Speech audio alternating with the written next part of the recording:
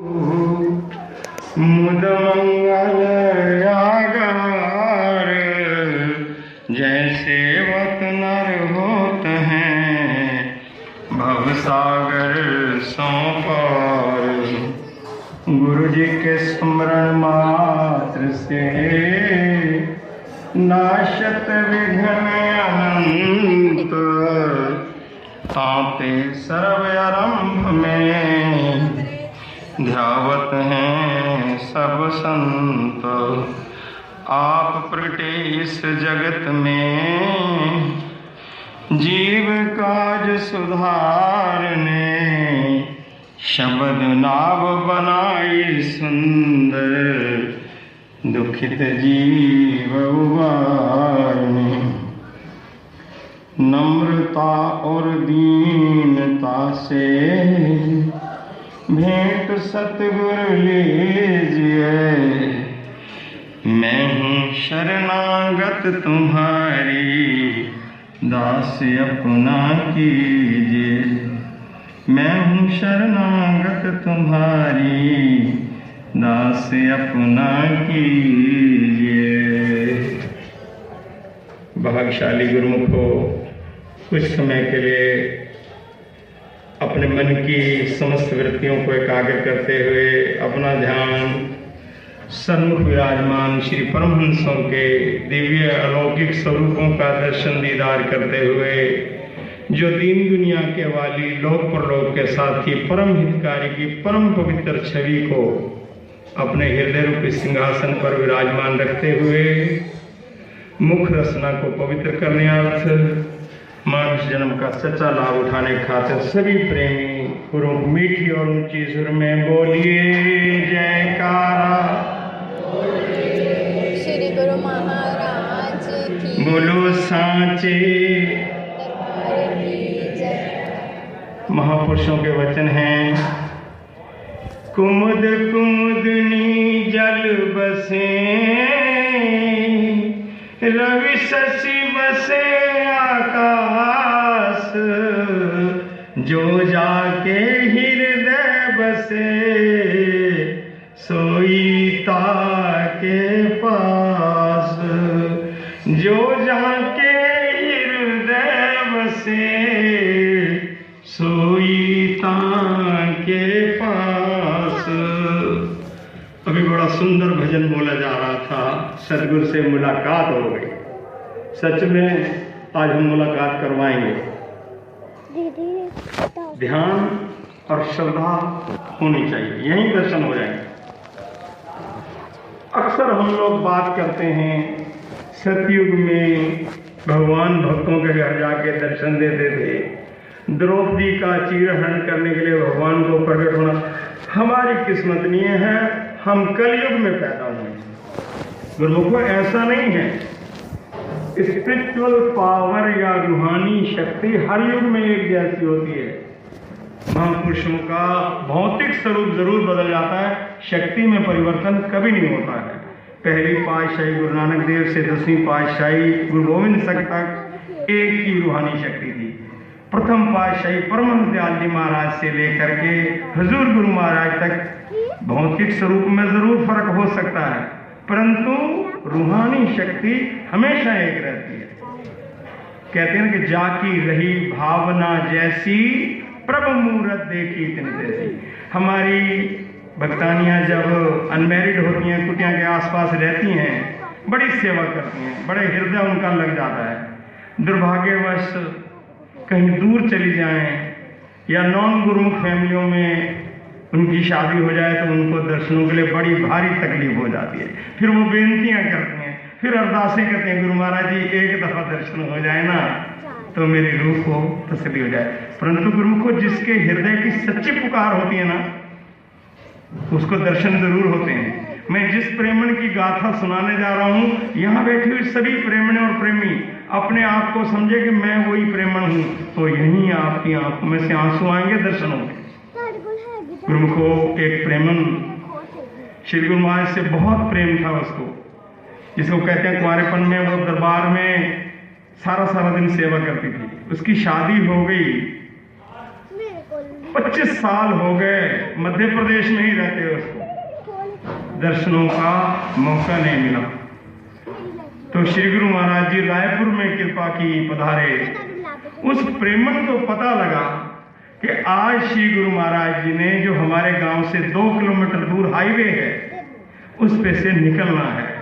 मानो उसके हृदय में बादल उमड़ा है। सूखे रेगिस्तान में जैसे बरसात की उम्मीद हो जाती है ना, वो बेचारी बहुत गरीब थी, घर में 2 बकरियां रखी हुई थी। अपने भगत से बोली, बोले जी एक बेनती है, आज हमारे हुजूर गुरु महाराज जी इस रोड से गुजरना है तो हम खीर बना के ले जाते हैं, श्री गुरु महाराज जी को अपने कार्यक्रम उनको भोग लगवाएंगे। आप जानते हैं भगत ज्यादा प्रेमी नहीं होते ना कहीं कहीं। और चलिए इतने बड़े बड़े प्रेमी बैठे ने, गुरु महाराज तेरे को लाएंगे खीर लेने? कहते नहीं, मेरा मन कहता है कि गुरु महाराज जी मुझे जरूर रुक करके बात करेंगे। 2 बकरियों का दूध निकाला, मिट्टी की हंडिया में खीर बनाई और अपने भगत के साथ जाकर के रोड पे खड़ी हो गई। बड़ी देर हो गई, गुरु में जी नहीं आए। मैं खड़ी उड़ी कारा, आज मेरा शाम आएगा, जे शाम ना आया कोई पैगाम आएगा। आंखों में आंसू और सच्चे हृदय की पुकार से खड़ी है। और कुदरत की लीला देखो, थोड़ी देर बाद गुरु महाराज जी की गाड़ी आई। पता नहीं वो लीला कर रहे थे या स्वाभाविक। जब गाड़ी उनके पास पहुंची तो जिस साइड पे गुरु महाराज बैठे थे उस साइड का पर्दा खींचा और गाड़ी आगे निकल गई। वो तो बेचारी वहीं पे सुन्न हो गई। और उसका भगत कहता है, देख मैं तेरे को कह रहा था, हम गरीब आदमी हमारी तरफ तो देखेंगे भी नहीं। वही हुआ है ना। वो कहते नहीं, मेरे गुरु महाराज जी जरूर आएंगे, मेरे घर आएंगे, मुझे दर्शन देंगे। और वो वहां से बेचारी चुपचाप धीरे धीरे चलती है कि संग लगियां ते संग वैसा, ओ माही दया वतना तू मैं ता रोंदी वे लंग वैसा। घर आ गई है और हुजूर की मूर्ति को सामने स्वरूप को रख के बैठी है, रो रही है, आंखों में से आंसू आ रहे हैं। तेरे दर पे खड़ी है मुसीबत बड़ी, ज्योति तो जगाने दे, दासी ना समझ कोई बात नहीं, मुझे द्वार तो आने दे। दासी ना समझ कोई बात नहीं, मुझे द्वार तो आने दे। मेरी किश्ती को तूने दाता आज ऐसे भंवर में छोड़ा, आज ऐसे भंवर में छोड़ा। जैसे बागों में जाकर बिछड़े कोई प्रेमी हंसों का जोड़ा, कोई प्रेमी हंसों का जोड़ा। मेरी दीवानगी दाता हद से बड़ी, फरियाद तो आने दे। दासी ना समझ कोई बात नहीं, दरबार तो आने दे। आंसू बह रहे हैं। कहते हैं आंसू सतगुरु के दर्शन का प्रगटीकरण है। आंसू अंदर के मैल को धो डालते हैं, आंसू मन को पवित्र कर देते हैं। कहते हैं ना, कबीर मन निर्मल भया, जैसे गंगा नीर पाछे पाछे हरि फिरे, कहत कबीर कबीर। इधर वो प्रेमन रो रही है, भगत तो अपने खेतों पे काम करने चला गया। उधर श्री गुरु महाराज जी कहते हैं कि दास दुखी तो मैं दुखी, आदि अंत त्यों काल, पल में मैं प्रगट हूँ, छिन में करूं निहाल। इधर सतगुरु का हृदय भी तोल रहा है। सामने जा रहे हैं, फाटक पार किया, एक नदी है, कुछ प्रेमी वहां खड़े हैं, कहते हैं आगे पानी भरा हुआ है, रास्ता नहीं है, गाड़ी वापस ले जानी पड़ेगी। श्री गुरु महाराज जी गाड़ी मुड़वाई, जहां वो मोड़ पर खड़े थे, जो महात्मा साथ से बताते हैं कि हमने भी कभी वो रास्ता देखा नहीं, और श्री गुरु महाराज जी बताते हैं आप इधर मोड़ो, अब इधर मोड़ो, अब इधर मोड़ो। जाके उस भक्तानी की झुग्गी के सामने जाके श्री गुरु महाराज की कार रुकी।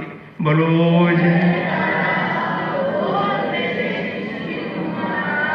कुंडा बंद करके वो मस्त बैठी, आंखों में से आंसू, और सामने हजूर का स्वरूप। गुरु महाराज जी हाथ से कुंडा टकाया, प्रेमन बुआ ते खोल, प्रेमन बुआ ते खोल। उसके उसे भनक लग गई, ये आवाज तो जानी पहचानी है, होवे ना हो मेरे गुरु महाराज जी ने दरवाजा खोला। अंदर जाके फिर वो तस्वीर के आगे बैठ के रोने लगी। गुरु महाराज जी कहते प्रेमन हुण क्यों रो रही हैं, लिया जल्दी लिया, जेड़ी खीर बनाई है, सानू बहुत भुख लगी है। जैसे भीलनी के घर में कोई सामान नहीं था ना, टूटी फूटी चादर पे बिछा दिया हाथ जोड़ के, ऐसे उस प्रेमन ने टूटी खाट पे एक छोटी सी चटाई बिछाई, और हुजूर गुरु महाराज त्रिलोकी के स्वामी आज इस झुग्गी को निहाल कर रहे हैं, उसमें बैठे हुए थे, और कपड़े से ढका है। उस हांडिया को आप अंदाजा लगा सकते हैं 2 बकरियों का दूध कितना होगा, 1 किलो 2 किलो, और उसकी खीर कितनी होगी। वहां 10-15 महात्मा हैं, सबको बैठाया, और उस हंडिया को ढक के श्री कर कमलों से गुरु महाराज ने सबको दोने में दी खीर, फिर दोबारा दी खीर, फिर उस भगदानी को दी।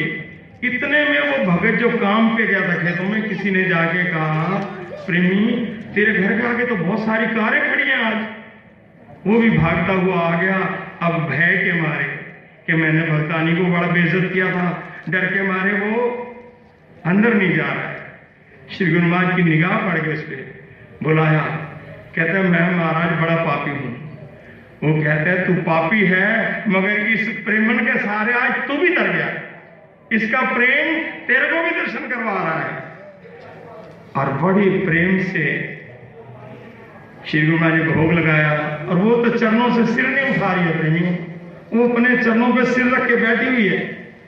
तो पता है क्या है, त्रिलोकी स्वामी क्या कहते हैं, भक्तानी जैसे हम जाते हैं ना अनंतपुर, श्री महाराज जी आज्ञा चाहिए, तो गुरु महाराज जी के प्रेमन हम तेरा मन प्राप्त हो गया होना सी चलिए, तेरा मन प्राप्त हो गया होना सी चलिए।